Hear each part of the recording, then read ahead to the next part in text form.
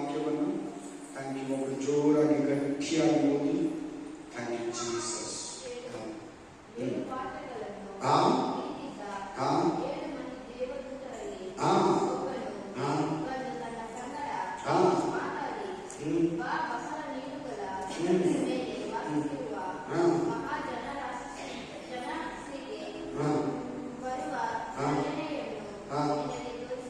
ಮಹಾಜಾರಸ್ಸಿಗೆ ಬರುವ ದಂಡನೆಯನ್ನ ತೋರಿಸುತ್ತೇನೆ. ಇಲ್ಲಿ 7 ಪಾತ್ರಗಳಲ್ಲಿ ಹಿಡಿದಿದ್ದ 7 ಮಂದಿ ದೇವದೂತರಲ್ಲಿ ಒಬ್ಬನು ಬಂದು ನನ್ನ ಸಂಗಡ ಮಾತಾಡಿ. ಯಾರ ಸಂಗಡ? ಯೋಹಾನನ ಸಂಗಡ. ಏನಂತ ಮಾತಾಡ್ತಾರೆ? 7 ಮಂದಿ ದೇವದೂತರಲ್ಲಿ ಒಬ್ಬನು ಬಂದು, ಅಲ್ಲೆಲ್ಲೂಯ ಪಾತ್ರಗಳಲ್ಲಿ ಹಿಡಿದಿದ್ದಂತ 7 ಮಂದಿ ದೇವದೂತರಲ್ಲಿ ಒಬ್ಬನು ಬಂದು ಏನಂತ ಮಾತಾಡ್ತಾ ಇದ್ದಾನೆ? ಬಾ, ನಿನಗೆ ಮಹಾಜಾರಸ್ಸಿಯನ್ನ ಕುರಿತು ತೋರಿಸ್ತೀನಿ. ನೋಡಿ, ಬಾಬಿಲೋನ್ ಅಂದ್ರೆ ಇರಾನ್ ದೇಶ, ಚೀನಾ ದೇಶ, ಕಲಿದಿಯರ ಪಟ್ಟಣ. ಹಲ್ಲೆಲೂಯಾ. ಈ ಪ್ರಪಂಚದಲ್ಲಿ ಪಾಪ ಉತ್ಪತ್ತಿಯಾಗಿದ್ದು ಮಾಟ ಮಂತ್ರ, ಜಾರತ್ವ, ಅಶುದ್ಧ, ವಿಗ್ರಹ ಆರಾಧನೆ, ನರಬಲಿ, ಮನುಷ್ಯ ಬಲಿ, ಪ್ರಾಣಿ ಬಲಿ, ಆಮೇಲೆ ಮೋಸ, ವಂಚನೆ, ಅನ್ಯಾಯ, ಕೊಲೆ, ಅಕ್ರಮ, ಎಲ್ಲಾ ರೀತಿ ಕೆಟ್ಟುದುಂಟಾಗಿದ್ದು ಬಾಬೆಲ್. ಆಮೇಲೆ ಆ ಬಾಬೆಲ್ ಸಿಟಿ ಬಗ್ಗೆ ಪ್ರಕಟಣೆ ಗ್ರಂಥದಲ್ಲಿ ತುಂಬಾ ಕ್ಲೀನ್ ಆಗಿ ಬಹಳ ಸ್ಪಷ್ಟವಾಗಿ ಬರೆಯಲ್ಪಟ್ಟಿದೆ. ಬೈಬಲ್ ಎಲ್ಲ ಬರೆಯಲ್ಪಟ್ಟಿದೆ ಬಾಬೆಲ್ ಸಿಟಿ ಬಗ್ಗೆ, ಬಾಬೆಲ್ ಬಗ್ಗೆ, ಬಾಬೆಲ್ ದೇಶದ ಬಗ್ಗೆ, ಬಾಬೆಲ್ ಸ್ಥಳದ ಬಗ್ಗೆ ಪ್ರಕಟಣೆ ಗ್ರಂಥದಲ್ಲಿ 17ನೇ ಅಧ್ಯಾಯ 18ನೇ ಅಧ್ಯಾಯದಲ್ಲಿ ಸ್ಪಷ್ಟವಾಗಿ ಕ್ಲೀನ್ ಆಗಿ ನಿಖರವಾಗಿ ಬರೆಯಲ್ಪಟ್ಟಿದೆ. ಆಮೇಲೆ ನೀರುಗಳ ಮೇಲೆ ವಾಸಿಸುವ ಸ್ತ್ರೀ, ನೀರಿನ ಮೇಲೆ ಸಿಹಿ ಇರ್ತಲ್ಲ, ಹೇಳಿ ನೋಡೋಣ. ನೀರಂತಿಗೆ ನೋಡಲಿ, ಪಾನಿ ಹೇಳ್ಬೇಕು, 17 1 ವಚನ. ನೀರಂತಿದೆಯಾ? ನೀರಿನ ಮೇಲೆ ಸಿಹಿ ಇರ್ತಲ್ಲ, ಇರಕ್ಕಾಗುತ್ತಾ? ಆಗಲ್ಲ. ನೀರಂದ್ರೆ ಏನಂತ ಹೇಳ್ಕೊಟ್ಟಿದ್ದೀನಿ ನಾನು? ನೀರಂತ ಏನಂತ ಹೇಳ್ಕೊಟ್ಟಿದ್ದಾರೆ? ಬೈಬಲ್ ಹೇಳ್ತದೆ ನೀರಂದ್ರೆ ಏನಂತ. ಕೇಳಿ ಕೇಳಿ ಕೇಳಿ ಸುಮ್ಮನೆ ಹೋಗ್ತಾ ಇದ್ದಾರೆ. ನೀರಂದ್ರೆ ನೀರುಗಳ ಪಾನಿ ಮತ್ತು ಪವಿತ್ರಾತ್ಮ ಬರಬರೆ. ನೀರುಗಳ ಪಾನಿ ಜಾಲ ಏನು? ಜನರು. ಎಷ್ಟೇ ವಚನದಲ್ಲಿದೆ?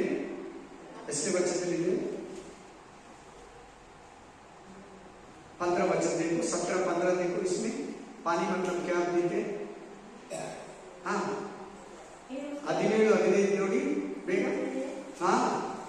मुझसे कहा, जो पानी तुम देते, जिन पर बेस्या बैठी है, वे तो लोग और भीड़, बस, और जातियां और भाषा.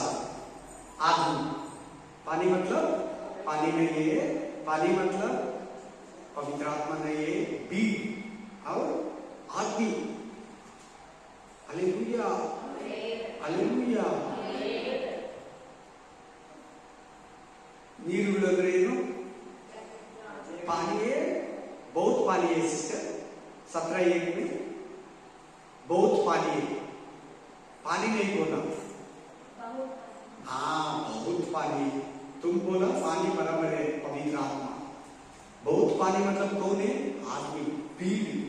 हालेलुया. सभी भाषा बात करने वाला आदमी. आदमी का संघ में क्रिस्तु विरोधी, आंटी क्राइस्ट हमें आएगा. ಜನರ ಮಧ್ಯದಲ್ಲಿ ಇದ್ದು ಕ್ರಿಸ್ತು ವಿರೋಧಿ ಬರ್ತಾನೆ. ಜನರ ಮಧ್ಯದಲ್ಲಿರೋ ಸಾಮ್ರಾಜ್ಯ ಯಾವುದಂದ್ರೆ ರೋಮ್ ಸಾಮ್ರಾಜ್ಯ. ಜನರ ಮಧ್ಯದಲ್ಲಿರೋ ಗೌರ್ಮೆಂಟ್ ಯಾವುದಂದ್ರೆ ಕ್ರಿಸ್ತು ವಿರೋಧಿ ಗೌರ್ಮೆಂಟ್. ಜನರ ಮಧ್ಯದಲ್ಲಿ ಬರೋ ಪಟ್ಟಣ ಯಾವುದಂದ್ರೆ ರೋಮ್ ಪಟ್ಟಣ. ಹಲ್ಲೆಲೂಯಾ. ಬನ್ನಿ 2ನೇ ವಚನ ನೋಡಿ. ಅವಳೊಂದಿಗೆ, ಅವಳು ಅಂದ್ರೆ ಸ್ತ್ರೀ, ಅವಳು ಅಂದ್ರೆ लेडीज.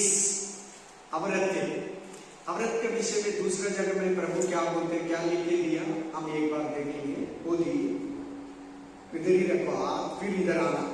17 वचन 17 अध्याय के पास फिर आना, इधर ही हाथ रखो. जकार्य 5:5 जकार्य चैप्टर 5 जकारिया 5 अध्याय 5 से 8 वचन तक, जकारिया चैप्टर 5 5 to 8. ಓದಿ ಒಬ್ರು ಜಕಾರಿಯ ಅಸಲಿ ಅಂದ್ರೆ ಯಾರು? ಆಮೇನ್. ಅನಂತರ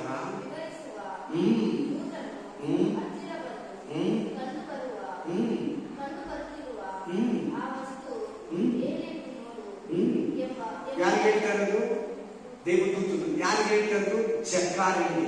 ಯಾರಿಗೆ? जकारी को देवदूत बता रहे, स्वर्गदूत बता रहे. क्या बता रहे? ಹೇಳಮ್ಮ.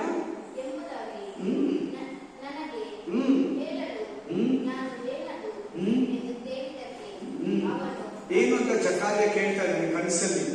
ದೇವರು ತೋರಿಸ್ತಾ ಇದ್ದಾನೆ ಆ ಸ್ತ್ರೀಯನ್ನ, ಆ ಮಹಾಜಾರ ಸ್ತ್ರೀಯನ್ನ, ಬಾಬಿಲೋನ್ ಸ್ತ್ರೀಯನ್ನ, ಬಾಬಿಲೋನ್ ನಗರವನ್ನ, ರೋಮ್ ಪಟ್ಟಣವನ್ನ, ಪಾಪಗಳಿಗೆ ತಾಯಿ.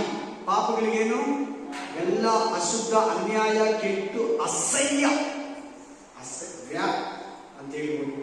ಹಲ್ಲೆಲೂಯ. ಎಲ್ಲ ಅನೀತಿ, ಎಲ್ಲ ಅನೀತಿ, ಎಲ್ಲ ಅಶುದ್ಧ, ಎಲ್ಲ ಅಶುದ್ಧ.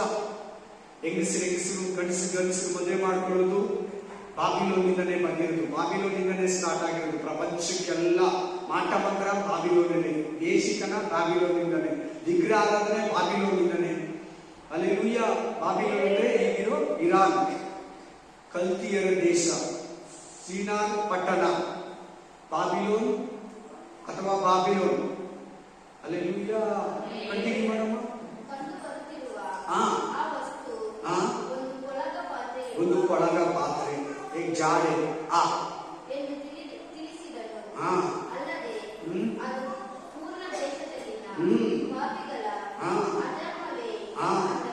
ಅಧರ್ಮವೇ. ಏನಮ್ಮ?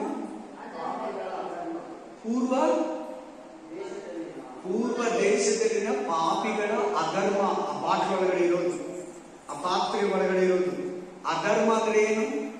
ಅನೀತಿ, ಮೋಸ, ವಂಚನೆ, ವಿಗ್ರಹಾರಾಧನೆ, ವೇಷಿತನ, ಮೋಸ, ಲಂಚ, ಮನುಷ್ಯನ ಕೊಲ್ಲೋದು, ಕೊಲೆ, ಅಶುದ್ಧ, ವ್ಯಭಚಾರ, ಗಂಡಸರು ಹೆಂಗಸರು ಮದುವೆ ಆಗೋದು.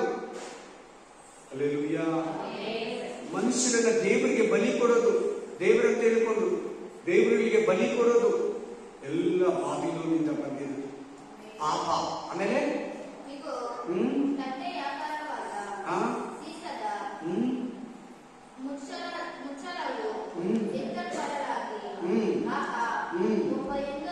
ಹಾಗೂ ಜಾಲಸ್ತ್ರೀ ಅಂತ ಓದಿದ್ರ ಒಬ್ಬ ಹೆಂಗಸ ಅಂತ ಸಿಗ್ತಾ ಇದೆಯಾ? एक औरत है, देखो उधर. हमें प्रकाशित पुस्तक 17:1 में एक औरत है. जकारिया 5 अध्याय 5 से 8 वचन का अंदर एक औरत है, बहुत बेकार का औरत है, पाप का औरत है, पाप का एक स्वरूप. ಅಂದ್ರೆ ಹೆಂಗಸಲ್ಲ, ಹೆಂಗಸ ರೂಪದಲ್ಲಿರೋ ಒಂದು ಪಾಪ. ಹಲ್ಲೆಲೂಯಾ. ಮುಂದೆ ಮಾತಾಡಬೇಕಂದ್ರೆ ಸಮೀರಾ ಮಿಸ್. ಯಾರವರು? ಸಮೀರಾ ಮಿಸ್ ಅಂತಿದ್ಲು ಬಾಬೇಲ್ ಪಟ್ಟಣದಲ್ಲಿ, ಬಾಬೇಲ್ ಗೋಪುರ ಹತ್ರ. ಆಕೆ ಬಹಳ ಜನಗಳಲ್ಲಿ ಪಾಪವನ್ನ, ಮನುಷ್ಯರನ್ನ ಆರಾಧಿಸೋದು, ವಿಗ್ರಹಗಳನ್ನ ತರೋದು, ತಾಯಿ ಮಗನನ್ನ ಪೂಜಿಸೋದು ತಂದಿದೆ ಆ ಸಮೀರಾ ಮಿಸ್. ಅದಕ್ಕೆ ಇಲ್ಲಿ ಸ್ತ್ರೀಗೆ ಹೋಲಿಸ್ತಾ ಇದ್ದಾನೆ ದೇವರು. ಯಾರಿಗೆ ಹೋಲಿಸ್ತಾ ಇದ್ದಾನೆ ಪಾಪವನ್ನ? ಸ್ತ್ರೀಗೆ ಹೋಲಿಸ್ತಾ ಇದ್ದಾನೆ. ಆಕೆಯಿಂದನೇ ಪಾಪ ಜಾಸ್ತಿ ಜನಗಳಲ್ಲಿ ಹಬ್ಬಿದ್ದು. ಆಕೆ ಹೆಸರು ಸಮೀರಾ ಮಿಸ್. ಆಮೇಲೆ ಇಸ್ತಾರ್ ಅಥವಾ ಇನ್ನೊಂದು ಹೆಸರು ಸಮೀರಾ ಮಿಸ್, ಇನ್ನೊಂದು ಹೆಸರು ಈಸ್ಟರ್ ಅಂತ ಹಬ್ಬ ಮಾಡ್ತಾರಲ್ಲ, ಈ ಹೆಸರೇ. ಆಮೇಲೆ ಮತ್ತೆ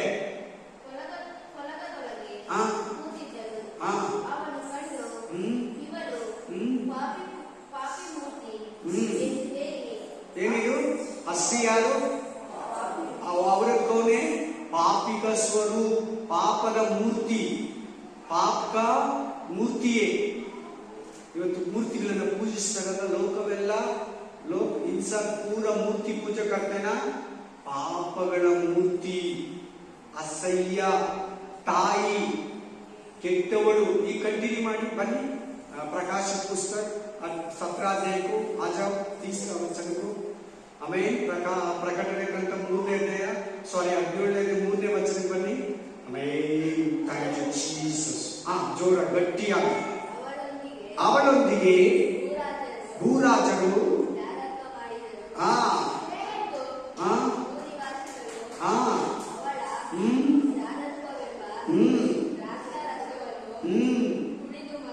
ಮತ್ತರಾದರು. ಆ ಸ್ತ್ರೀಯೊಂದಿಗೆ 2ನೇ ವಚನದಿಂದ ಓದಪ್ಪ ಜೋರ ಗಟ್ಟಿಯಾಗಿ, ಗಟ್ಟಿಯಾಗಿ.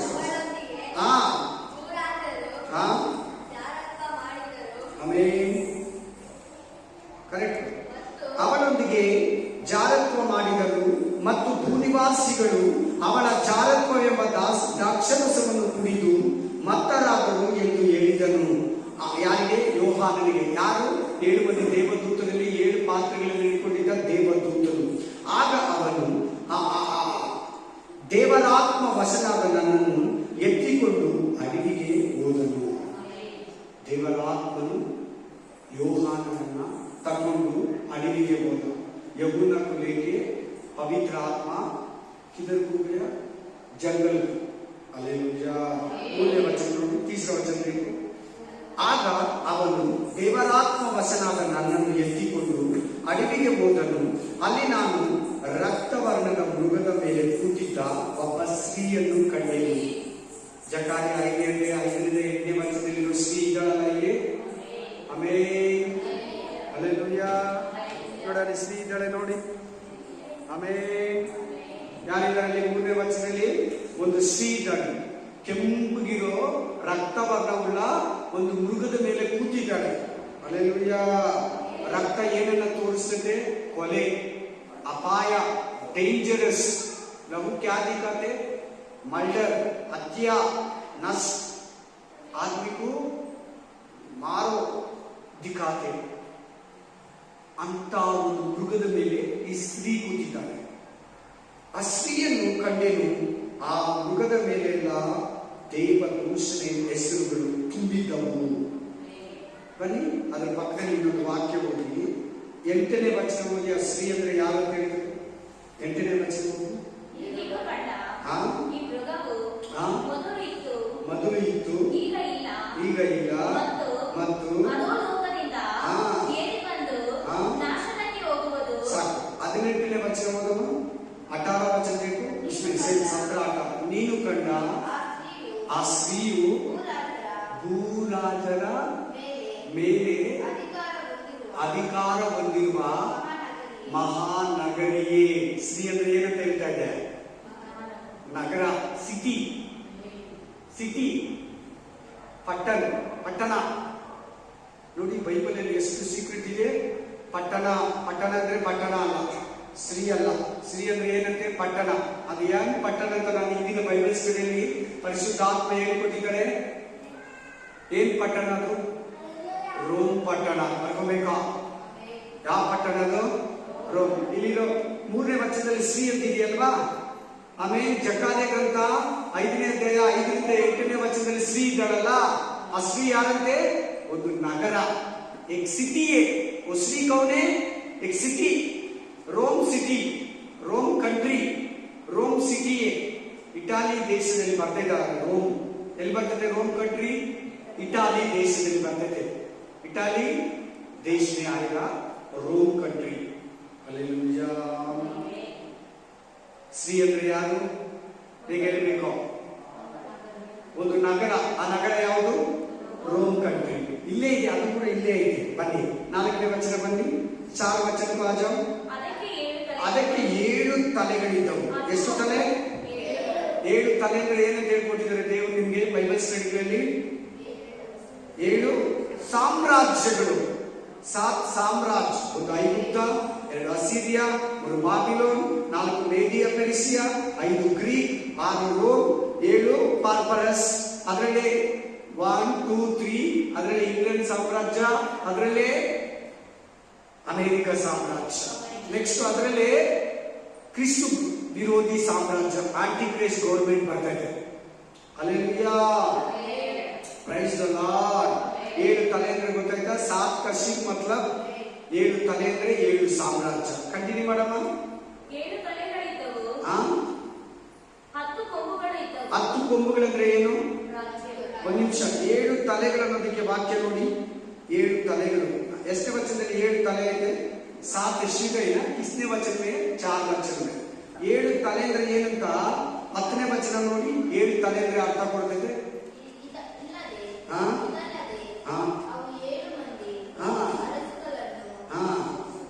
ಇನ್ನು ಸ್ವಲ್ಪ ಹಿಂದಕ್ಕೆ ಹೋಗಮ್ಮ. 9ನೇ ವಚನ. ಇದು ಬುದ್ಧಿವಂತನಿಗೆ ಮಾತ್ರ ಗೊತ್ತಾಗುವುದು. 9 ನೌ ಅವ್ರ 10 देखो 17 ನೌ ಅವ್ರ 10. 9ನೇ ಅಧ್ಯಾಯ 17ನೇ ಅಧ್ಯಾಯ 9 ಮತ್ತು 10 ನೋಡಿ. ಇದು ಬುದ್ಧಿವಂತನಿಗೆ ಮಾತ್ರ ಗೊತ್ತಾಗುವುದು. ಆ 7 ತಲೆಗಳು ಆ ಸ್ತ್ರೀ ಕೂತುಕೊಂಡಿರುವ 7 ಬೆಟ್ಟಗಳು ನೋಡಿ. ರೋಮ್ ಕಂಟ್ರಿ ಇರೋದು 7 ಬೆಟ್ಟಗಳ ಮೇಲೆ. ರೋಮ್ ಸಿಟಿ ಇರೋದು ಯಾವ್ದ್ರ ಮೇಲೆ? ರೋಮ್ ಸಿಟಿ ಇರೋದು ಯಾವ್ದ್ರ ಮೇಲೆ? 7 ಬೆಟ್ಟಗಳ ಮೇಲೆ. ಸ್ತ್ರೀ ಅಂದ್ರೆ ಯಾರು? ಸಿಟಿ. ಸಿಟಿ. ಆ ಸಿಟಿ ಯಾವುದು? Rome country. ರೋಮ್ ಕಂಟ್ರಿ ಅಲ್ಲ, ರೋಮ್ ಸಿಟಿ. ಅಲ್ಲೆಲ್ಲೂಯ್ಯ. ನಗರ ಇಂಗ್ಲಿಷಲ್ಲಿ. ಇಂಗ್ಲಿಷಲ್ಲಿ ಸಿಟಿ, ಕನ್ನಡದಲ್ಲಿ ನಗರ. Price the lord. ಅಲ್ಲಿ ನೋಡಿ ಚೆನ್ನಾಗಿ ವಾಕ್ಯ ಹೇಳ್ತದೆ. ಆ ಸ್ತ್ರೀ ಕೂತುಕೊಂಡಿರುವ 7 ಬೆಟ್ಟಗಳು. 7 ಬೆಟ್ಟಗಳು. 7 ಬೆಟ್ಟಗಳು ಆಮೇಲೆ ಯಾವ ಅಂತ ಹೇಳ್ತೀವಿ. 7 ಶಿಖರ್ ಕೌನ್ ಬಾದ್ ಮೇ ಬತಾತೆ हैं. ಇದಲ್ಲದೆ ಆ 7 ಮಂದಿ ಅರಸುಗಳನ್ನು ಸೂಚಿಸುತ್ತದೆ. 7 ಮಂದಿ ಅರಸುಗಳು ಯಾರು? ಐಗುಪ್ತ, ಅಸಿರಿಯಾ, ಬಾಬಿಲೋನ್, ಗ್ರೀಕ್, ಮೇದಿಯಾ, ಪೆರ್ಸಿಯಾ, ಗ್ರೀಕ್, ರೋಮ್, ಪಾರ್ಪರಸ್ ಸಾಮ್ರಾಜ್ಯ. ಅದರಲ್ಲಿ 1 2 3 ಅಂತಿರ್ತದೆ ಪಾರ್ಪರಸ್ ಅಲ್ಲಿ. ಆಮೆನ್. ಹಲ್ಲೆಲೂಯಾ. ಸೂಚಿಸುತ್ತದೆ. ಅದರಲ್ಲಿ ಈಗ 7 ತಲೆ ಅಂದ್ರೆ ಏನಂತ ಗೊತ್ತಾಯ್ತು. ಸ್ತ್ರೀ ಅಂದ್ರೆ ಏನಂತ ಗೊತ್ತಾಯ್ತು. ಈಗ ಅಲ್ಲಿ ಕಂಟಿನ್ಯೂ ಮಾಡಿ. ಹಾಗೆ ಜಾಗದೇ ವಾಜ. ಅದಕ್ಕೆ 7 ತಲೆಗಳು 10 ಕೊಂಬುಗಳಿದ್ದವು. 10 ಕೊಂಬುಗಳಂದ್ರೆ ಏನು? इसको क्या बोलते हैं सिस्टर? इसे 10 सिंह का मतलब क्या? मैं ऑलरेडी बता दिया 13 अध्याय में. 13 अध्याय में विवरण देने का समय में दिया. 10 ರಾಷ್ಟ್ರ ದೇಶ ಯಾವ್ಯಾವುದು ನಿಮ್ಗೆ ಕೊಟ್ಟಿದ್ದೀನಿ. ಒಂದು Germany, France, Portugal, Spain, England, Switzerland, Italy, ಬರ್ಗಂಡಿ, Belgium, Netherland and Luxembourg. 10 ರಾಷ್ಟ್ರಗಳು. 10 ಕಂಟ್ರಿ. 10 ಕೊಂಬು. ಅದೆಲ್ಲಿದೆ ನೋಡಿ ಆ ವಾಕ್ಯ. 10 ದೇಶಗಳಂತ, 10 ರಾಜ್ಯಗಳಂತ. ಅದನ್ನು ನೋಡ್ಬಿಡಿ. 12ನೇ ವಚನ ನೋಡಿ. इसमें सेम 12 वचन में देखो. 10 सिंह का मतलब क्या देखो. ನೀನು ಕೊಂಡ 10 ಕೊಂಬಂದ್ರೆ ಅಂದರೆ ರಾಜ್ಯವನ್ನು ಇನ್ನು ಹೊಂದದಿರುವ 10 ಮಂದಿ ಅರಸುಗಳು. ಅಪ್ಪ 10 ಕೊಂಬಂದ್ರೆ ಏನು? 10 ದೇಶ, 10 ದೇಶದ ಪ್ರೆಸಿಡೆಂಟ್, 10 ದೇಶದ ರಾಜರು. ಆಗ ಕಾಲದಲ್ಲಿ ರಾಜ ಅಂತಿತ್ತು. ಈಗೇನಿದೆ? ಪ್ರೆಸಿಡೆಂಟ್, ಪ್ರೈಮ್ ಮಿನಿಸ್ಟರ್ ಅಂತಿದೆ. ಕರೆಕ್ಟಾ? ಹಲ್ಲೆಲೂಯಾ. 7 ತಲೆ ಅಂದ್ರೆ 7 ಬೆಟ್ಟ ಅಂದ್ರೆ 7 ಅರಸುಗಳು, 7 ಸಾಮ್ರಾಜ್ಯ. 10 ಕೊಂಬಂದ್ರೆ 10 ದೇಶದ ಅರಸುಗಳು. ಆಮೇನ್. 10 ಕಂಟ್ರಿ का राजा मतलब प्रेसिडेंट नहीं तो प्रधानमंत्री. ಕ್ಲಿಯರ್ ಆಯ್ತಾ? ಸ್ತ್ರೀ ಅಂದ್ರೆ ಕ್ಲಿಯರ್ ಆಯ್ತು, ತಲೆ ಅಂದ್ರೆ ಕ್ಲಿಯರ್ ಆಯ್ತು, ಕೊಂಬಂದ್ರೆ ಕ್ಲಿಯರ್ ಆಯ್ತು. ಹಲ್ಲೆಲೂಯಾ. ನೆಕ್ಸ್ಟ್ ಕಂಟಿನ್ಯೂ ಮಾಡು. ಅದಕ್ಕೆ 7 ತಲೆಗಳು 10 ಕೊಂಬುಗಳಿದ್ದವು. ಆ ಸ್ತ್ರೀಯು ಧೂಮ್ರವರ್ಣದ ವಸ್ತ್ರಗಳನ್ನು ತಾಮ್ರವನ್ನು ಧರಿಸಿಕೊಂಡು ಚಿನ್ನ, ರತ್ನ ಮತ್ತು ಇವುಗಳಿಂದ ಅಲಂಕರಿಸಿಕೊಂಡಿದ್ದಳು. ಅವಳ ಕೈಯಲ್ಲಿ ಒಂದು ಚಿನ್ನದ ಬಟ್ಟಲು ಇತ್ತು. ಅದು ಅಸಹ್ಯವಾದವುಗಳಿಂದ ಅಂದರೆ ಅವಳ ಚಾರತ್ವ ಸಂಬಂಧವಾದ ಅಶುದ್ಧ ವಸ್ತುಗಳಿಂದ ತುಂಬಿತ್ತು. ಅವಳ ಹಣೆಯ ಮೇಲೆ ಬಾಬೆಲೆಂಬ ಮಹಾನಗರಿ, ಭೂಮಿಯಲ್ಲಿರುವ ಜಾರ ಸ್ತ್ರೀಗೂ ಅಸಹ್ಯವಾದ ಕಾರ್ಯಗಳಿಗೂ ತಾಯಿ ಎಂದು ಗುಣಾರ್ಥವುಳ್ಳ ಹೆಸರು ಬರೆದಿತ್ತು. ಅದ ಹೆಸರು ಬಾಬಿಲೋನ್. ಅದ ಹೆಸರೇನು? ಬಾಬಿಲೋನ್. Praise the Lord. ಈ ಪ್ರಪಂಚದ ಏನೇನು ಕೆಟ್ಟದಿದೆಯೋ, ಅಸಹ್ಯವಾಗಿದೆಯೋ, ನೋಡೋಕೆ ಆಗಲ್ಲ, ಕೇಳೋಕೆ ಆಗಲ್ಲ, ಮನಸ್ಸಿಗೆ ಸಹಿಸೋಕಾಗಲ್ಲ. सुन नहीं सकता, देख नहीं सकता, मन में सोच नहीं सकता. ऐसा वाला पाप क्या क्या है, सब कुछ बाबिल से आया. दुनिया पूरा निम्रोद का तरफ से. इसका बीबी समीरामिस नहीं तो स्टार, इसका नाम, इसका तरफ से दुनिया पूरा प्रपंच को आ जाएगा. एक्चुअली समीरामिस और मगा और मगने से ಏನು ತಿಳಿದುಕೊಂಡಿದ್ದೀನಿ ನಿಮಗೆ? ಏನು ತಿಳಿದುಕೊಂಡಿದ್ದೀನಿ? ವಾಕ್ಯ ಅಧ್ಯಾಯ ವಚನ ಕೊಟ್ಟಿದ್ದೀನಲ್ವಾ? ಏನು ತಿಳಿದುಕೊಂಡಿದ್ದೀನಿ? ತಮ್ಮೂಸ್ ಅಂತ ಹೇಳ್ಕೊಟ್ಟಿಲ್ವಾ? ತಮ್ಮೂಸ್ 14ನೇ ಅಧ್ಯಾಯ ಇದಲ್ವಾ? ಯೆಜಸ್ಕೇಲ 8ನೇ ಅಧ್ಯಾಯ 14ನೇ ಅಧ್ಯಾಯ ಇದಲ್ಲ. ತಮ್ಮೂಸ್ಗಾಗಿ ಅಳ್ತಾ ಇದ್ರು ಅವರು ಸ್ತ್ರೀಯರಂತ, ಯೆರೂಸಲೇಮಿನ ಸ್ತ್ರೀಯರು. ಇವು ಮೂವರು ದೇವರುಗಳಾಗ್ಬಿಟ್ರು. ಇವ್ರು ಮೂವರು ಏನಾಗ್ಬಿಟ್ರು? मनुष्य आराधने बंदे बाबिलोन. मनुष्य को आराधना पहले पहले ईरान मतलब चीना मतलब बाबिलोन से दुनिया पूरा आया. अभी बाबिलोन नहीं, बाबिलोन पानी का अंदर चला गया. बाबिलोन देश हालेलुया ಅದು ನೀರಲ್ಲಿ ಮುಳುಗೋಗಿದೆ. हालेलुया पानी का अंदर चला गया. बाबिलोन ಇಲ್ಲ, बाबिलोन प्लेस से ಇಲ್ಲ, ನೀರಲ್ಲಿ ಮುಳುಗೋಗಿದೆ. बाबिलोन पानी का अंदर चला गया. अभी रोम कंट्री में इसका हेड ऑफिस, हेड ऑफिस ಎಲ್ಲಿ ಶಿಫ್ಟ್ ಆಗಿದೆ? ರೋಮ್ ಕಂಟ್ರಿಗೆ. ಎಲ್ಲಿ? ರೋಮ್ ಕಂಟ್ರಿಯಲ್ಲಿ. हालेलुया आमीन. बाबेल ಅಂತಿದೆ ನೋಡಿ 5ನೇ ವಚನದಲ್ಲಿ 5 ವಚನಕ್ಕೆ ಬಾಬೆಲ್ का नाम है देखो. ಬಾಬೆಲ್ ಎಂಬ ಮಹಾನಗರಿ, ನಗರ ಇದೆ ನೋಡಿ ಅಲ್ಲಿ, सिटी है ना, बाबेल सिटी. बाबेल का नाम में सिटी है. कंटिन्यू करो. ಆ ಸ್ತ್ರೀಯು ದೇವಜನರ ರಕ್ತವನ್ನು ಯೇಸುವಿಗೋಸ್ಕರ ಸಾಕ್ಷಿ ಕೊಟ್ಟು ಹತರಾದವರ ರಕ್ತವನ್ನು. ಒಂದು ನಿಮಿಷ, उसमें 14:8 पढ़ो. प्रकाशित पुस्तक 14:8, प्रकटने ग्रंथ 14:8, रेवलेशन 14:8. ಅವನ ಹಿಂದೆ ಎರಡನೆಯನಾದ ಒಬ್ಬ ದೇವದೂತನು ಬಂದು ಬಿದ್ದಳು, ಬಾಬಿಲೆಂಬ ಮಹಾನಗರಿ ಬಿದ್ದಳು. ಆಕೆಯು ಸಕಲ ಜನಾಂಗಗಳಿಗೆ ತನ್ನ ಅತಿ ಜಾರತ್ವ ವಿಗ್ರಹ ಆರಾಧನೆ, ಮನುಷ್ಯ ಬಲಿ, ನರಬಲಿ, ಮೋಸ, ವಂಚನೆ, ಮಾಟ, ಮಂತ್ರ ಎಲ್ಲ ಅಲ್ಲಿಂದಲೇ ಬಂದಿದ್ದು ಬಾಬಿಲಿಂದ. ಕುಡಿಸಿದಳು ಎಂದು ಹೇಳಿದನು. ಪಾಪನ ಪಾಪ ಮಾಡೋ ಪ್ರತಿಯೊಬ್ಬರು ಕುಡಿಯೋದೇ. कंटिन्यू मैडम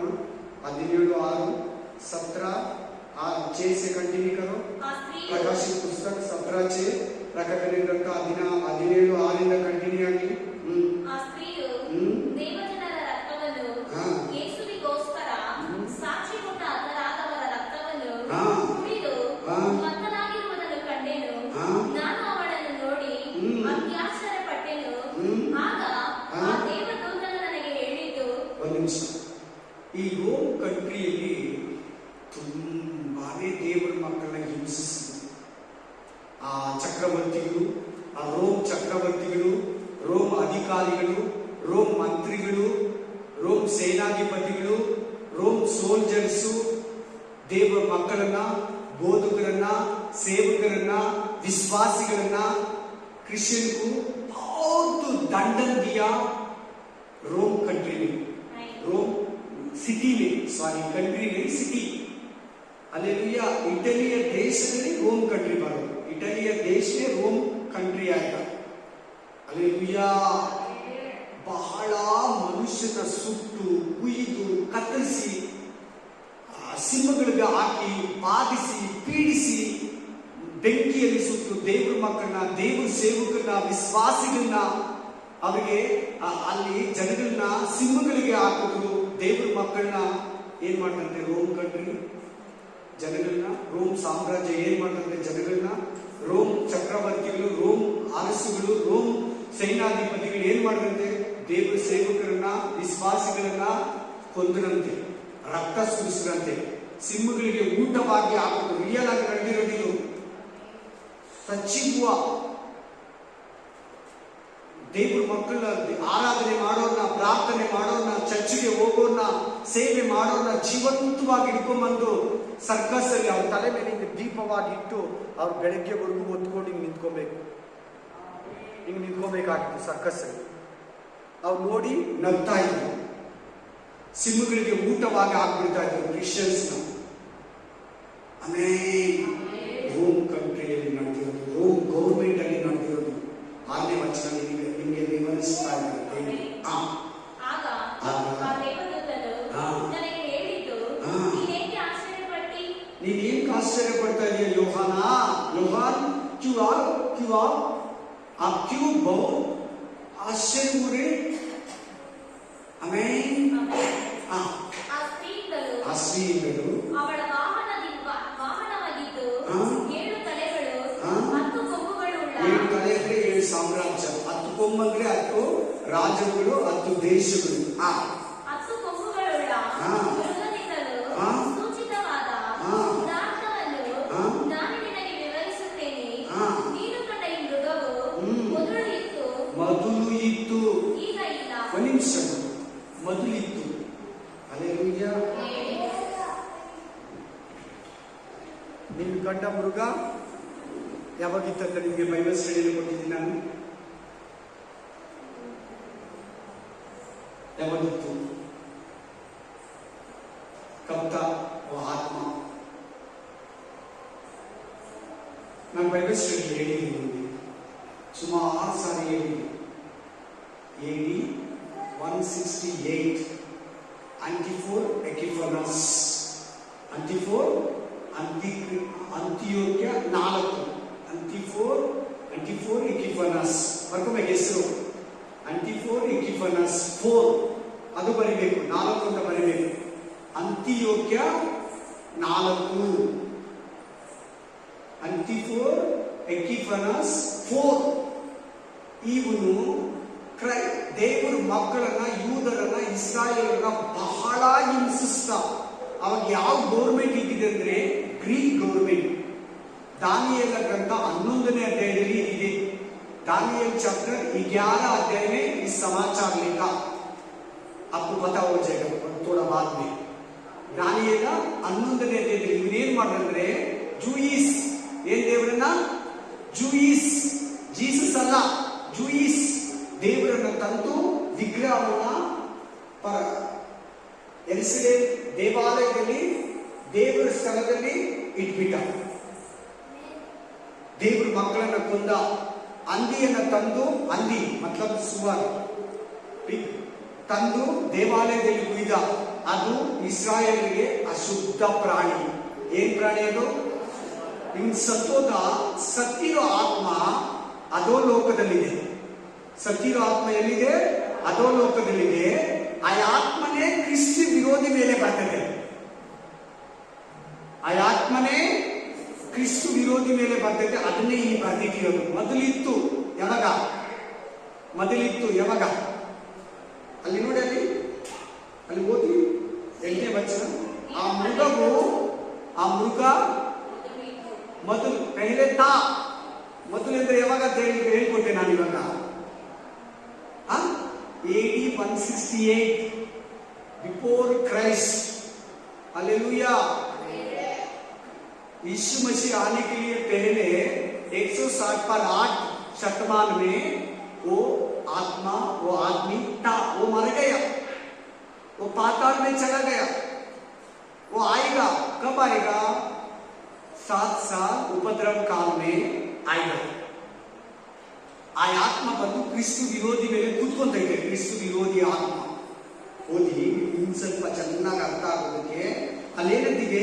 ಮೊದಲು ನೀನು ಕಂಡ ಮೃಗವು ಮೊದಲಿತ್ತು, ಈಗ ಇಲ್ಲ, ಮತ್ತು ಅದೋ ಲೋಕದಿಂದ ಏರಿ ಬಂದು ನಾಶನಕ್ಕೆ ಹೋಗುವುದು. ಅದೋ ಲೋಕದಿಂದ ಏರಿ ಬಂದು ನಾಶನಕ್ಕೆ ಹೋಗುವುದು. 11ನೇ ವಚನ ಓದಿ. ಅದಕ್ಕೆ 11 वचन देखो, इसको थोड़ा आपको मालूम हो जाएगा सोचते. 11ನೇ ವಚನ ಓದಿ. ಮೊದಲಿದ್ದು ಈಗ ಇಲ್ಲದೆ ಇರುವ ಆ ಮೃಗವೇ ತಾನೇ ಎಂಟನೆಯ ಅರಸು. ಇವನೇ ಕ್ರಿಸ್ತು ವಿರೋಧಿ. ಒಯ್ಯೇ ಕ್ರಿಸ್ತು ವಿರೋಧಿ. ಆಮೇನ್. ಆಮೇನ್. ಮೊದಲಿತ್ತು, ಯಾವಾಗಿತ್ತು? AD 168, ಕ್ರಿಸ್ತ ಪೂರ್ವ 168ರಲ್ಲಿ ಇತ್ತು. ಅವನು ಸತ್ತೋದ. ಅವನ ಆತ್ಮ ಎಲ್ಲಿದಂತೆ? ಅಧೋಲೋಕದಲ್ಲಿದೆ. ಎಲ್ಲಿದೆ? पाताल में, पाताल से आएगा बोल रहे. देखो इधर वचन 8 वचन में 8ನೇ ವಚನದಲ್ಲಿ ಪಾತಾಳದಿಂದ ಏರಿ ಬರುವನಂತಿದೆ ನೋಡು. ಎಲ್ಲಿಗೆ? ಭೂಮಿಯಲ್ಲಿರೋ ಕ್ರಿಸ್ತು ವಿರೋಧಿ ಮನುಷ್ಯನೊಳಗೆ ಬರ್ತಾ ಇದ್ದಂತೆ. ಈಗ ಇದೆಯೇ ಇಲ್ವಾ? ಈಗ ಇದೆಯಲ್ಲ? ಅಭಿಯೇ ನೈ ಇಲ್ಲ. ಅಲ್ಲೇ ಇರ್ತದೆ 2 ವಾಕ್ಯದಲ್ಲಿ. ಇಲ್ಲ, ಬರ್ತೈತೆ. ಮೊದಲಿತ್ತು, ಈಗಿಲ್ಲ, ಆಮೇಲೆ ಬರ್ತೈತೆ. 7 ವರ್ಷ ಉಪದ್ರವ ಕಾಲದಲ್ಲಿ ಬರ್ತಾನೆ ಆತ್ಮ. ಆಮೇಲೆ 8ನೇ ವಚನ, ನೀವು ಕಂಡ ಆ ಮೃಗವು ಮೊದಲು ಇತ್ತು, ಈಗ ಇಲ್ಲ, ಮತ್ತು ಅಧೋಲೋಕದಿಂದ ಏರಿ ಬಂದು ನಾಶನಕ್ಕೆ ಹೋಗುವುದು. ಭೂನಿವಾಸಿಗಳೊಳಗೆ ಯಾರ್ಯಾರ ಹೆಸರುಗಳು ಲೋಕದಿಂದ ಜೀವಬಾಧ್ಯರ ಪಟ್ಟಿಯಲ್ಲಿ ಬರೆದಿರುವುದಿಲ್ಲವೋ ಅವರು ಆ ಮೃಗವನ್ನು ನೋಡಿ, ಇದು ಮೊದಲು ಇತ್ತು, ಈಗ ಇಲ್ಲ, ಇನ್ನು ಮೇಲೆ ಬರುವುದು ಎಂದು ತಿಳುಕೊಂಡು ಆಶ್ಚರ್ಯ ಪಡುವುದು. ಯಾವಾಗ ಆಶ್ಚರ್ಯ ಪಡುವುದು? उपद्रव काल में. कब आश्चर्य हो जाएगा आदमी? 7 साल उपद्रव काल में, कष्ट काल में, कठिन काल में आएगा.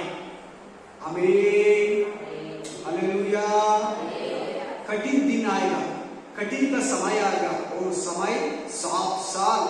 उस समय में क्रिस्तु विरोधी आमीन आएगा. एंटी क्राइस्ट इंग्लिश में इसका ऊपर वो आत्मा आएगा. आमीन. कंटिन्यू ಅದೇ ಅದನ್ನೇ ನಾನು ನಿಮ್ಗೆ ಹೇಳಿದ್ರು. ಏನ್ ಬುದ್ಧಿ ಅಂದ್ರೆ ಸ್ವಲ್ಪ ಚರಿತ್ರೆ ಗೊತ್ತಿರ್ಬೇಕು. ಏನ್ ಗೊತ್ತಿರ್ಬೇಕು? ಚರಿತ್ರೆ ಗೊತ್ತಿರ್ಬೇಕು. ನಡೆದಿರೋ ವಿಷಯಗಳನ್ನ ತಿಳ್ಕೊಬೇಕು. ಇದೆಲ್ಲ ನಾವು ಬೇರೆ ಕಡೆ ಬರ್ದಿರ್ತೇನೆ. ಎಲ್ಲಿ ದಾನಿಯೇಲ 11ನೇ ಅಧ್ಯಾಯದಲ್ಲಿ ಬರ್ದಿದೆ ಅಂತ ಹೇಳಿಲ್ವಾ? दानिएल 11 अध्याय में लिखा, वो ये बुद्धि आदमी वो इसको सोचते हैं. ಬುದ್ಧಿವಂತರು ಗೊತ್ತಾಗುವುದು. ಆ 7 ತಲೆಗಳು, ಆ ಸ್ತ್ರೀ ಕೂತಿಕೊಂಡಿರುವ 7 ಬೆಟ್ಟಗಳು. 7 ಬೆಟ್ಟಗಳು, 7 ಶಿಖರ್. 7 ಬೆಟ್ಟಗಳು क्या बोलते हैं? शिखर बोलते ना. ಒಂದನೇದು 7 ಬೆಟ್ಟ ಗೊತ್ತಾಗ್ತಿದೆಯಾ ನಿಮ್ಮ ಹತ್ರ? 7 ಬೆಟ್ಟ ಅಂದ್ರೆ ಏನಂತ ಇದೇ ಹೇಳಿದ್ದೀನಲ್ವಾ? ಎಷ್ಟು ಸಾರಿ ಹೇಳಿದ್ದೀನಿ. 7 ಬೆಟ್ಟ ಅಂದ್ರೆ ಇವತ್ತು 17ನೇ ಗೊತ್ತಿದ್ದಾನೆ. ಮತ್ತೆಲ್ಲ ಎತ್ತಿ ನೋಡಿ ಓದ್ಕೊಂಡು ಬರ್ಬೇಕಲ್ವಾ? ನೀವು ಓದ್ಕೊಂಡು ಬಂದಿದ್ರೆ ಸಿಗ್ತಾ ಇತ್ತು. ಬೈಬಲ್ ಬುಕ್ ಇಟ್ಕೊಬೇಕಲ್ವ? ವಾಕ್ಯ ಬುಕ್ ಇಲ್ಲ ಅಂದ್ರೆ ಹಿಂಗೆ ಸಿಗಲ್ಲ. ಮೊದಲೆಲ್ಲ ಬರ್ಕೊಟ್ಟಿದ್ದೀನಿ ನಾನು, ಬೈಬಲ್ ಸ್ಟಡಿ ಹೇಳಿಕೊಟ್ಟಿದ್ದೀನಿ. ಒಂದು ಫಸ್ಟ್ ಬೆಟ್ಟ ಹೆಸರು. 7 ಬೆಟ್ಟಗಳ ಮೇಲೆ ರೋಮ್ ಕಂಟ್ರಿ ಇರೋದು. 7 शिखर का ऊपर रोम कंट्री, रोम सिटी, सारी कंट्री नहीं सिटी. ರೋಮ್ ನಗರ ಎಲ್ಲಿರೋದು? 7 ಬೆಟ್ಟಗಳ ಮೇಲೆ. ಆ ಬೆಟ್ಟ ಯಾವುದು? ಒಂದು ಕ್ಯೂರಿನಲ್, 2 ಬಿಮಿನಲ್ 3, ಕ್ಯಾಪಿಟೋಲಿನ್ 4, ಕ್ಯೂಲಿನ್ 5,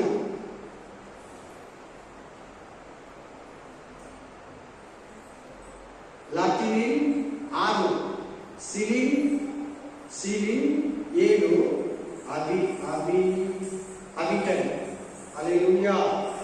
ಕ್ಯೂರಿನಲ್, ವಿಮಿನಲ್, ಕ್ಯಾಪಿಟಲ್, ಕ್ಯೂಲಿನಸ್, ಪ್ಲಾಟಿನಸ್, ಸಿಲಿನ್, ಅಬಿಟನ್. 7 ಬೆಟ್ಟಗಳ ಮೇಲೆ ರೋಮ್ ಪಟ್ಟಣ ಇದೆ.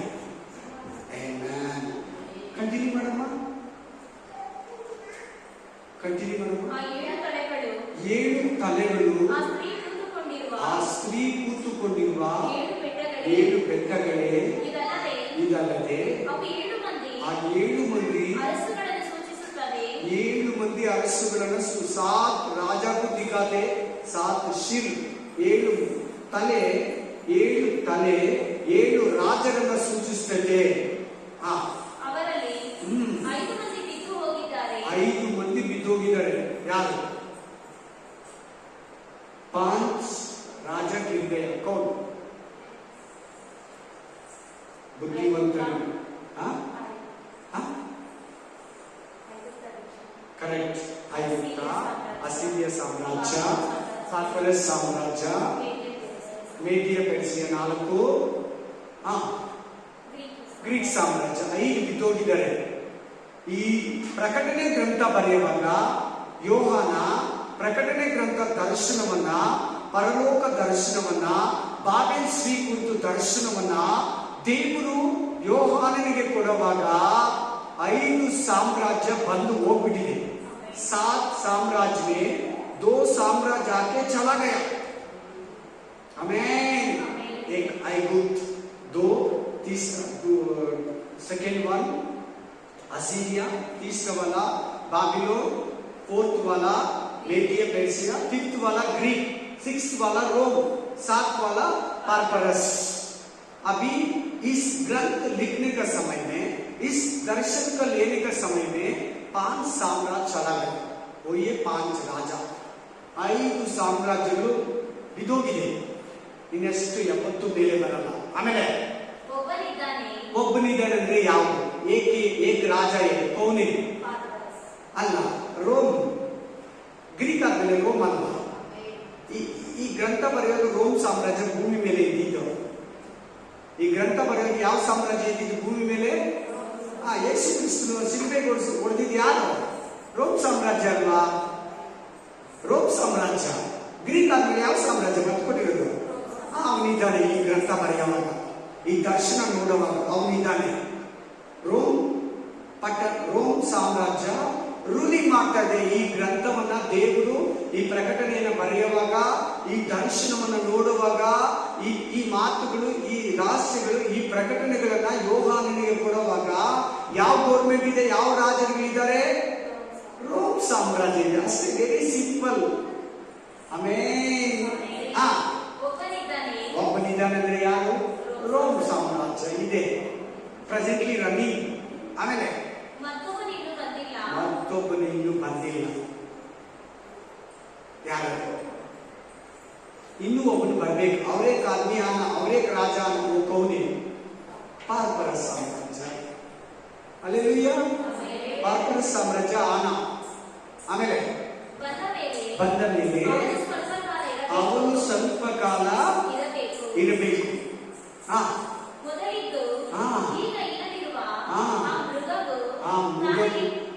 ಮೊದಲಿತ್ತು. ಯಾವಾಗಿತ್ತು? AD 168 ಅಲ್ಲಿ. ಯಾರ ಸಾಮ್ರಾಜ್ಯದಲ್ಲಿ? ಗ್ರೀಕ್ ಸಾಮ್ರಾಜ್ಯದಲ್ಲಿ ಮೊದಲಿದ್ದು. ಈಗ ಇಲ್ಲದೇ ಇರುವ ಆ ಮೃಗವು ತಾನೇ 8ನೇ ಅರಸು. ತಾನೇ 8 ಸಾಮ್ರಾಜ್ಯ ಆದ್ಮೇಲೆ 8ನೇ ಸಾಮ್ರಾಜ್ಯ. ಅವಾಗ ನಾವು ಹಿಂಗೆ ಹೇಳೋಣ, 8 ಸಾಮ್ರಾಜ್ಯ ಹೆಂಗೆ ಹೇಳೋಣ? 1 ಐಗುಪ್ತ, 2 ಅಸಿರಿಯಾ, 3 ಬಾಬಿಲೋನ್, 4 ಮೇಡಿಯಾ ಪೆರ್ಸಿಯಾ, 5 ಗ್ರೀಕ್ ಸಾಮ್ರಾಜ್ಯ, 6 ರೋಮ್, 7 8 ಆಂಟಿ ಕ್ರೈಸ್ಟ್ ಸಾಮ್ರಾಜ್ಯ. ಫಿನಿಶ್. 8ನೇ ತಲೆ. ಹಲ್ಲೆಲೂಯಾ. Very simple. ಎಲ್ಲ ಅಲ್ಲೇ ಇದೆ. Amen. Hallelujah. Hallelujah. Praise the Lord. ಆಮೇಲೆ ಅವನು ಆ 7 ಮಂದಿ ಅರಸುಗಳಿಗೆ ಸೇರಿದವನು. ಒಂದು ನಿಮಿಷ. 7 ಮಂದಿ ಅರಸುಗಳಂದ್ರೆ 7 ಸಾಮ್ರಾಜ್ಯದ ಎಲ್ಲಾ ಕೆಟ್ಟ, ಅಸಹ್ಯ, ಮೋಸ, ವಂಚನೆ ಅವನೊಬ್ಬನಲ್ಲೇ ಇರ್ತದೆ. ಅವನ ಹೆಸರು ಆಂಟಿ ಕ್ರೈಸ್ಟ್. ಅವನು ಎಲ್ಲಿಗೆ ಹೋಗ್ತಾನೆ? ನಾಶನಕ್ಕೆ ಹೋಗ್ತಾನೆ, ನರಕಕ್ಕೆ ಹೋಗ್ತಾನೆ. वो नरक जाएगा, नाशन को जाएगा, आंटी क्राइस्ट. ಆಮೇಲೆ ನೀನು ಕಂಡ 10 ಕೊಂಬುಗಳು ಅಂದರೆ ರಾಜ್ಯವನ್ನ ಇನ್ನೂ ಇಲ್ಲ. ಅವರಿದಾರ? ಇಲ್ಲ. ಇನ್ನೂ ಹೊಂದುತ್ತಾರೆ. ಯಾರು ಈ ಪ್ರಕಟಣೆ ಗ್ರಂಥ ದೇವರು ಬರೆಸುವಾಗ ಆ ರಾಜ್ಯಗಳು ಇರಲಿಲ್ಲ, ಇನ್ನೂ ಹೊಂದಿಲ್ಲ. ನೆಕ್ಸ್ಟ್ ಬರ್ತಾರೆ. ಅವಾಗೆಲ್ಲ ಇದರಲ್ಲಿ ಕೆಲವು ದೇಶಗಳೇ ಇಲ್ಲ. ಆಮೇಲೆ ಈಗ ಇಲ್ಲಿ 10 ದೇಶಗಳು ಈಗಿದೆ, ಅವಾಗ ಇರಲಿಲ್ಲ. ಆಮೇಲೆ ಇನ್ನು ಹೊಂದದಿರುವ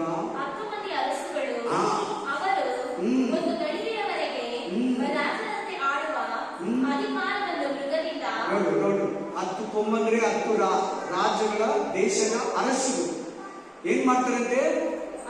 ರಾಜರಂತೆ ಅಧಿಕಾರವನ್ನ ನಡೆಸ್ತಾರಂತೆ. ಆಮೇಲೆ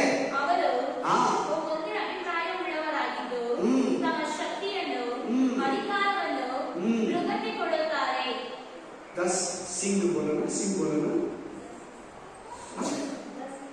ದ ಸಿಂಗ್ ಕೊಂಬು, ಕನ್ನಡ में ಕೊಂಬು बोलते इसको. ಕೊಂಬು 10 ಕೊಂಬುಗಳು. ಅಲ್ಲೆಲ್ಲೂಯಾ.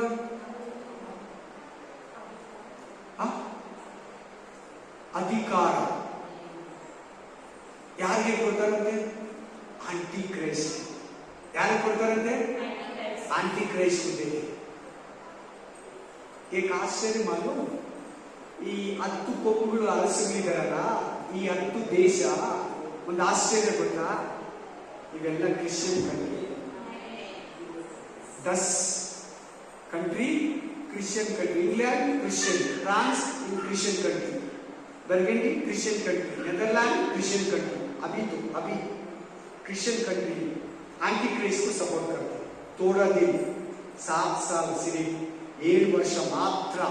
ಆಮೇಲೆ ಏನಾಗ್ತಾರೆ ನೋಡು, ಅವರು ಚೇಂಜ್ ಆಗ್ತಾರೆ. ನೋಡ್ಕೊಳ್ಳಿ, ಅವರು ಚೇಂಜ್ हो जाएगा.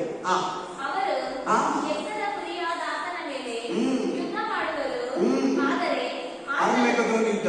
ಏನ್ ಯುದ್ಧ? क्या युद्ध? अरमेगदोन युद्ध करेगा. कर्तर हमारा मसीह, कर्तर प्रभु का प्रभु,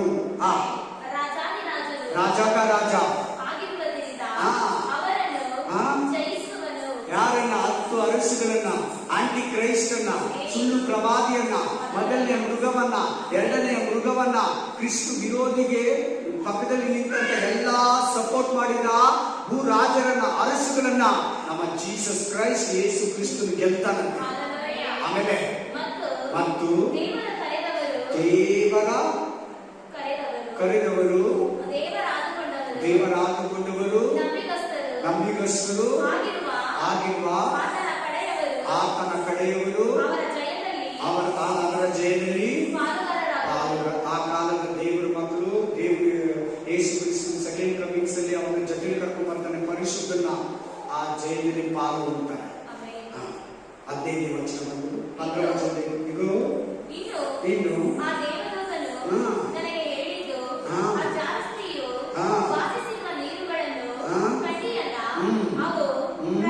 ಪ್ರಜೆ, ಬೀಡ್, ನೀರಂದ್ರೆ ನೀರಲ್ಲ, ನೀರಂದ್ರೆ ಜನ. ನೀರಂದ್ರೆ ಎಲ್ಲಾ ಭಾಷೆ ಪ್ರಪಂಚದಲ್ಲಿ ತುಂಬಿಕೊಂಡಿರೋ ಜನ. ಆಮೇಲೆ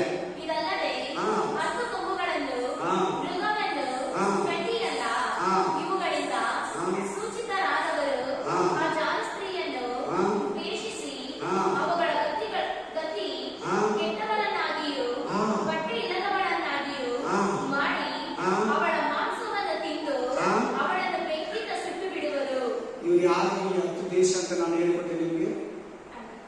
ಕ್ರಿಶ್ಚಿಯನ್. 10 ದೇಶಗಳು ಯಾರು? ಕ್ರಿಶ್ಚಿಯನ್. ಇಂಗ್ಲೆಂಡ್ ಕ್ರಿಶ್ಚಿಯನ್ ದೇಶ, ಬರ್ಗಂಡಿ ಕ್ರಿಶ್ಚಿಯನ್ ದೇಶ, ಫ್ರಾನ್ಸ್ ಕ್ರಿಶ್ಚಿಯನ್ ದೇಶ, ಇಲ್ಲಿರೋ ನೆದರ್ಲ್ಯಾಂಡ್ ಕ್ರಿಶ್ಚಿಯನ್ ದೇಶ. ಯಾರಿಗೆ ಸಪೋರ್ಟ್ ಮಾಡಿದ್ದಾರೆ? ಕ್ರಿಸ್ತು ವಿರೋಧಿಗೆ. ಯಾರನ್ನ ವಿರೋಧಿಸಿದ್ದಾರೆ ಇವರು 10 ರಾಜರು? ದೇವರು, ನಮ್ಮ ಯೇಸು क्रिस्तन, हमारे यीशु मसीह को दुश्मनी किया. वो कौन है आजकल? क्रिश्चियन है. आमेन. फिर बाद में वो चेंज हो गए, देखो वो चेंज हो जाएगा. देखो ಅವ್ರು ಚೇಂಜ್ ಆಗ್ತಾ ಇದ್ದಾರೆ ನೋಡಿ. ನಾವೇನು ಹಿಂಗ್ ಮಾಡ್ಬಿಟ್ರಿ? ನಾವೇಗೆ ನಮ್ಮ ದೇವರಿಗೆ ವಿರುದ್ಧವಾಗಿ, ಬೈಬಲ್ಗೆ ವಿರುದ್ಧವಾಗಿ ನಾವು ಬೈಬಲ್ ಪ್ರಕಟಣೆ ಗ್ರಂಥದಲ್ಲಿ ಬರೆದಿರೋ ಕ್ರಿಸ್ತು ವಿರೋಧಿಗೆ ನಾವು ಪವರ್ ಕೊಟ್ಬಿಟ್ರಿ. ನಾವು हम क्यों एंटी क्राइस्ट को बल दे दिया, सपोर्ट कर दिया, अधिकार दे दिया? अरे हमारा बाइबल को, हमारा प्रभु को, हमारा यीशु मसीह को हम विरोध कर दिया.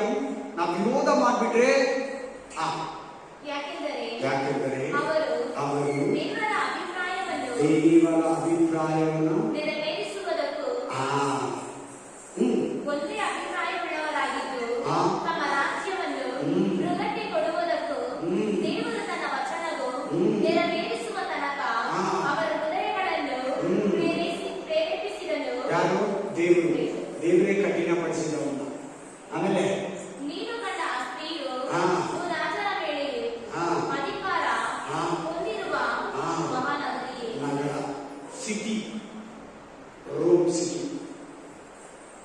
ರೋಮ್ ಇಂದಲೇ ಆಂಟಿಕ್ರೈಸ್ಟ್ ಬರುತ್ತೆ. ಅದು ಕೂಡ ಹೇಳ್ಬಿಡ್ತೀವಿ. ಈ ಅಧ್ಯಾಯ ಸಾರಾಂಶನೇ ಅದೇ. इस अध्याय का सारांश क्या मानो? आंटीक्राइस्ट आंटीक्राइस्ट आंटीक्राइस्ट बोलते ना, क्रिस्त विरोधी ಅಂತ ಕೇಳಿದಿರಲ್ಲ, ಅವ್ರು ಬರೋದೇ ರೋಮ್ ಕಂಟ್ರಿ. ಎಲ್ಲಿಂದ? ರೋಮ್ ಕಂಟ್ರಿಯಿಂದಲೇ ಬರೋದು. रोम सिटी, रोम कंट्री अंतिम रोम सिटी से आना. एंटीक्राइस्ट उधर ही बर्थ लेना. इस अध्याय का तरफ से इस ಚಾಪ್ಟರ್ लिखा ना, ಈ ಗ್ರಂಥದಲ್ಲಿ ಏನು ಅರ್ಥ ಕೊಡ್ತಾ ಇದೆ ಅಂದ್ರೆ, ಕ್ರಿಸ್ತ ವಿರೋಧಿ ಎಲ್ಲಿಂದ ಬರೋದಂದ್ರೆ ರೋಮ್ ಸಿಟಿ. ಎಕ್ಸಾಕ್ಟ್ಲಿ. ಈ ಬೈಬಲ್ ಹೋಗಿ ಅದೇನು ಓದ್ಕೊಳ್ಳಿ, ಚೆನ್ನಾಗಿ ಓದ್ಕೊಳ್ಳಿ. ಗೊತ್ತಿಲ್ಲ ಅಂದ್ರೆ ಕೇಳಿ, ಗೊತ್ತಾಗಲ್ಲ. ದೇವರ ಆತ್ಮ ಸಹಾಯ ಕೇಳಿ. ಕ್ರಿಸ್ತ ವಿರೋಧಿ ರೋಮ್ ಪಟ್ಟಣದಲ್ಲೇ ಹುಟ್ಟಬೇಕು. ಇಲ್ಲೇ ಬರ್ಬಿಟ್ಟಿದೆ. ಇಸ್ಮೇ ಲಿಖ, ಕ್ಲೀನ್ ಸೆ ಲಿಖ. ಅಲ್ಲೆಲ್ಲ ಅಲ್ಲೇ ಹುಟ್ಟುತ್ತಾನಂತೆ. ಅದು ಕೂಡ ಹೇಳ್ಬಿಟ್ಟಿದೆ ಬೈಬಲ್. ಕಣ್ಮುಚ್ಚೋಣ. Thank you.